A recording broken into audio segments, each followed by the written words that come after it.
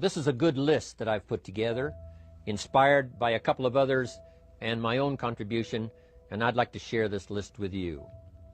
First, learning the power of purpose. A person who has purpose in their life, they have something to go for, some meaning. One writer described it, for some people it becomes a magnificent obsession. And for you and I, maybe it doesn't need to be that dramatic as a magnificent obsession. But it has to be something that does something to us, something that pulls us, especially into the future. You know, there are many influences on us. One is the influence of the past. Some people are always pulled back by the past. Some people are always pulled aside by the distractions. But here's what's powerful. If you have a list of high purpose in your life, it pulls you toward the future. And the more powerful the purpose is, the stronger it pulls. And here's the other great advantage if you have purpose for the future. It pulls you through all kinds of challenges and all kinds of difficulties. If you don't have these strong purposes for the future, it's easy to get swallowed by a bad day. It's easy to be almost annihilated by a poor month. And it's easy sometimes to almost disappear beneath the waves of a year that goes backwards if you don't have something to pull you beyond that year. So if you want something to pull you through all kinds of challenges, all kinds of difficulties, and things that come at you, you got to have something on out there, beyond today, beyond next week, beyond next month, beyond this year, that pulls you into the future. And the clearer it is, the stronger it pulls. The more dynamic it is, the more it affects your life, your spirit, your heart, your soul. It also creates imagination. It gets your mind working on how to achieve that purpose. And if your mind will work, and if your heart works, and if your spirit works, and if you have good input, like good ideas, I'm telling you, there isn't anything you can't accomplish. So that's one of the great powers that'll make a variable of you, and that is purpose. Here's the next one, self-confidence. Where does self-confidence come from? And this is the best advice I can give you on that. Not neglecting, first of all, the small daily disciplines. Self-confidence really comes from feeling good about yourself. And one of the best ways to feel good about yourself is at the end of the day to know that you poured it on. You did your best. If you conducted a meeting, you did the best you could. If you made a phone call, it was the best phone call you could possibly make. If you wrote a letter, it wasn't a casual letter, it was your best letter. At the end of those kind of days, when you feel good about yourself, self-confidence starts to rise. You know that if you can have this kind of a good day, you can have another one the next day, and those days become the weeks become the months, and the month becomes a powerful year. Self-confidence comes from the lack of neglect. If you will not neglect to do the small daily disciplines, that's where self-confidence comes from. Part of good health is self-confidence. I know I'm going to be healthy. I take the Herbalife products. I eat the apple a day. I walk around the block. I do the jogging on the beach. At the end of the day, when you've really poured it on and you've done all the stuff, self-confidence grows. That self-confidence affects your health. It affects your future. It affects your psyche. So this is true. One of the great powers is self-confidence. Self-confidence means willingness to do whatever it takes to achieve. Some people say, well, I'll do it for a little while and see what happens. You know, I'll try a couple of things. If that doesn't work, I'm out of here. And all of us know that that kind of person doesn't have much of a future. But if you're willing to do whatever it takes, if I have to learn a couple of things, I will learn those things. If I got to learn 5 or 6 things, I'll learn all 6. If I have to take an extra class, I'll take an extra class. If I've got to read the books, I'll read the books. If I have to consult with people who know more than I know, I will do the necessary consulting. Whatever it takes, I will do. That starts to develop unbelievable self-confidence. Self-confidence also comes from the ability to rise above your circumstances, to rise above what happens, the petty little things, the discouraging things that would sink everyone else's ship except yours, that would cause someone else to quit early in the day, but you keep going. That kind of willingness to overcome all circumstances, whether it's the little challenges or the big challenges. If you're willing to do that, I promise you, this kind of power will work for you, and in you, the variable, it'll make a difference. The third on the list I had was enthusiasm. And here's what I wrote about enthusiasm. Enthusiasm that's powerful is mostly enthusiasm that is enthusiasm inside, 90%, 10% outside. We all know what the enthusiasm is like when somebody lets us see their enthusiasm, which is like the 90%, and only 10% of it is inside. But the enthusiasm that really affects people is not just being loud, but the enthusiasm that runs deep, the enthusiasm that comes from deep inside, created by self-confidence, created by purpose, created by genuine willingness to help other people. That kind of enthusiasm, knowing that you're going to get the job done, knowing you're going to affect people, knowing you're going to have testimonials flowing in from all kinds of directions. That kind of enthusiasm. A lot of it is quiet. A lot of it is unheard. And the 10% that's heard, it rings a bell. People call it genuine enthusiasm because they know that what you say in the outward display of your enthusiasm is only a small tip of the iceberg of the enthusiasm you feel inside that really motivates you to do the best job you can. Next on my list to help you become the powerful variable is expertise. Wanting to excel in all of the skills and settling for nothing less than an outstanding performance. If you're willing to be the best in your field, if you're willing to demand of yourself excellence in skills, to be the best that you can possibly be. In the training, do the best you possibly can. In doing a workshop, do the best you possibly can. Developing the skills of using your personality, developing the skills of language, developing the skills of influence, developing the skills of organizing. If you're willing to be an expert in all of the skills, Herbalife has the way for you to invest those skills and not only make a handsome living, not only make a lot of money, but if you would so desire and if it would be your purpose, a chance to make your fortune. Expertise, excellence in skills. Here was the next one on my list, making a powerful contribution to you, the variable, and that is preparation. Well prepared. And preparation, of course, involves a whole lot of things. A big share of our life is preparing, getting ready. When we go to the first grade in school, we're just preparing for the second grade. After we've finished 2 grades, the 2 grades prepare us for number 3. Sometimes it seems like a long, excruciating time. And the time will just seem like it'll never come when we can finally have the performance that we really want. But it takes time to prepare. It takes time to get ready. And the decisions you make in the preparation time, those are the decisions that last for a lifetime. Preparing to have a good day. It's that preparing, maybe the night before, maybe the couple of days before the day that you're going to put everything together. The preparation for a meeting means that you've taken it serious. The preparation for doing a workshop means you're serious about the workshop. You want to make the best contribution. That kind of preparation is important. But here's preparation that's very vital, and that is to prepare yourself for success. Life seemingly does not wish to waste success on the unprepared. Life says, why waste a fortune on this person? They're not prepared to do the right things with it. They're not prepared to use it wisely. If a fortune was bestowed upon this unprepared person, it would probably be wasted. The people that could have been touched won't be touched. What could have been done won't be done because this fortune will have been wasted on the unprepared person. So not only look for fortune, not only look for the promise, but prepare yourself and ask of yourself, what can I do to make myself ready?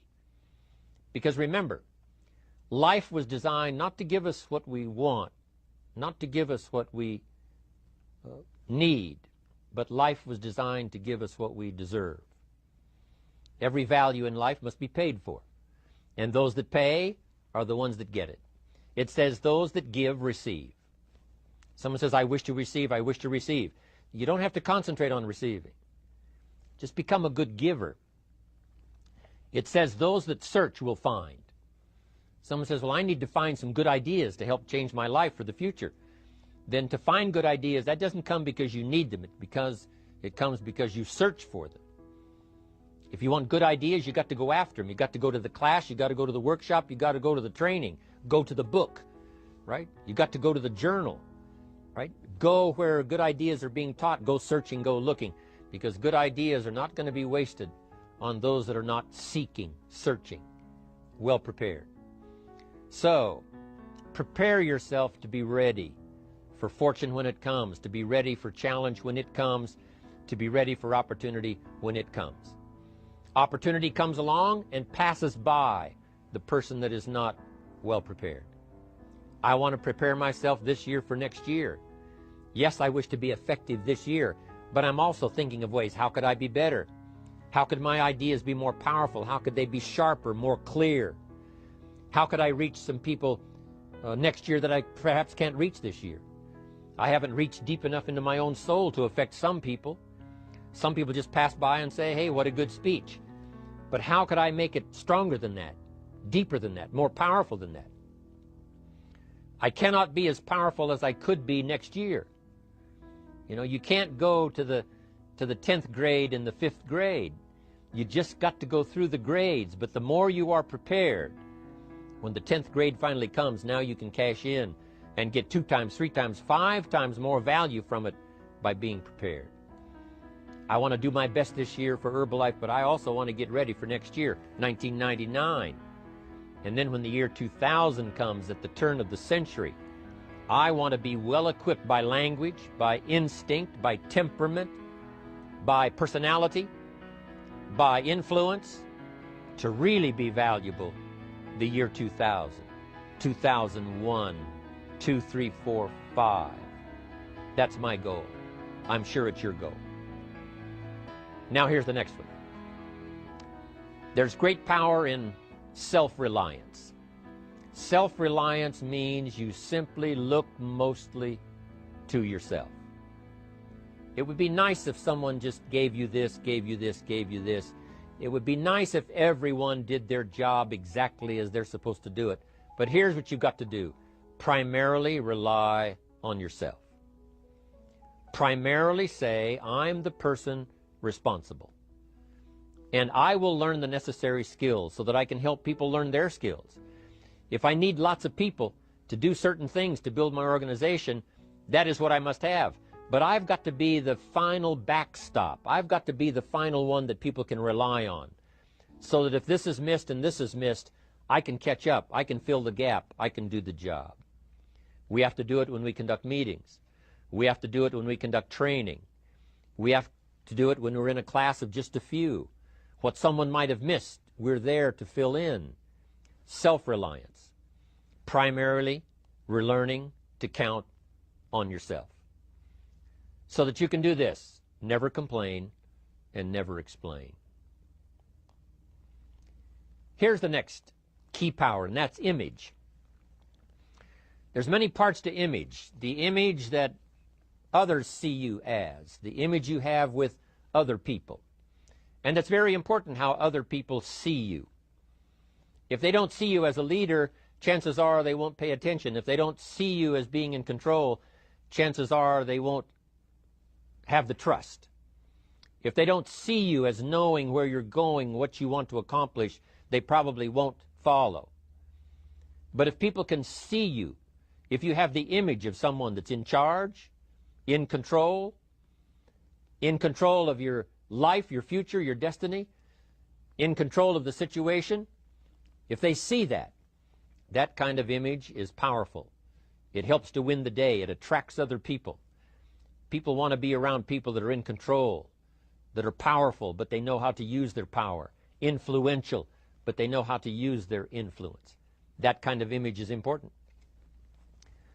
But here's a very important image, and that is your image of yourself. self. The way you dress, the way you talk, the way you think, your capacity for learning, all of that is an important image that you have of yourself. The image that you have that if it needs to be learned, you could learn it. If there's a book that needs to be mastered, you could master it. If there's a skill that needs to be learned, why couldn't you get busy now and learn that skill? That kind of self-image, that I am continually trying my best to be the best I can. Because one of the most important places you have to look is into the future, yes. You got to look into the past, yes. You've got to look around, yes. But one of the most important places you have to look is in the mirror. You know, how I appear to other people, that's important. But how I appear to myself is the ultimate importance. That kind of image, to where you'll develop the self-confidence, you'll develop the self-reliance.